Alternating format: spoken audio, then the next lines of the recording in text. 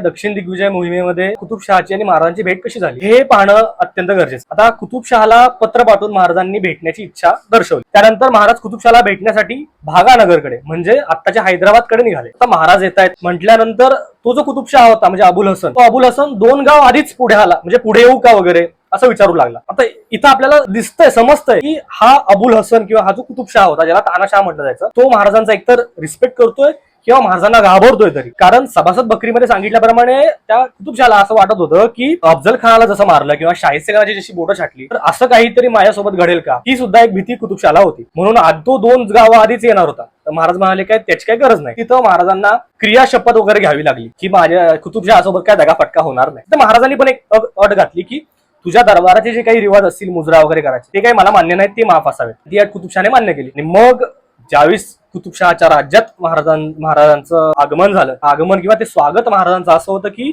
सभासद बखरकार असं म्हणतात की सोन्या चांदीच्या फुलांचा वर्षाव महाराजांवर होत होता। तिथल्या लोकांनी मोठमोठे दमदमे किंवा स्टेजेस उभारले होते महाराजांना बघण्यासाठी, महाराज कसे दिसतात वगैरे हे पाहण्यासाठी। त्यानंतर तोरणं उभारली होती, गुढ्यात पताके वगैरे, भागानगरामध्ये सगळं अशा प्रकारचं वातावरण होतं। गुढ्या वगैरे उभारल्या होत्या तिथल्या लोकांनी, फक्त शिवाजी महाराज कोण आहेत हे बघण्यासाठी। आणि मग महाराज कुतुबशहाला भेटण्यासाठी त्याच्या दरबारात गेले। तिथं मग काहीच मोजक्याच लोकांसोबत महाराज गेले। म्हणजे इथं सुद्धा महाराजांनी रिस्क घेतली। 60-70 हजाराचं सैन्य तर महाराजांकडे होतच, तरी सुद्धा महाराज एकदम मला वाटतं 10-12 लोकांसोबत दरबारात गेले। ही रिस्क महाराजांनी घेतली, पहिल्यापासूनच महाराजांनी रिस्क घेतली। कुतुबशहाला भेटण्यासाठी गेले, कुतुबशहाने महाराजांना आलिंगन दिलं आणि एक समान म्हणजे कुतुबशहाच्या बरोबरचं एक सिंहासन महाराजांसाठी त्याने बनवलं होतं। त्या आसनावर महाराजांना बसवलं, त्याने हाताला धरून महाराजांना कुतुबशहाने बसवलं। आता हे का सांगतोय मी, कुतुबशाही ही 200 वर्ष आधी जुनी आहे आणि महाराजांचं राज्य किंवा महाराजांचा राज्याभिषेक एक छत्रपती म्हणून महाराजांनी घोषित होऊन किती वर्ष झाली होती? फक्त 2 वर्ष झाली होती। म्हणजे 2 वर्षापूर्वीचे छत्रपती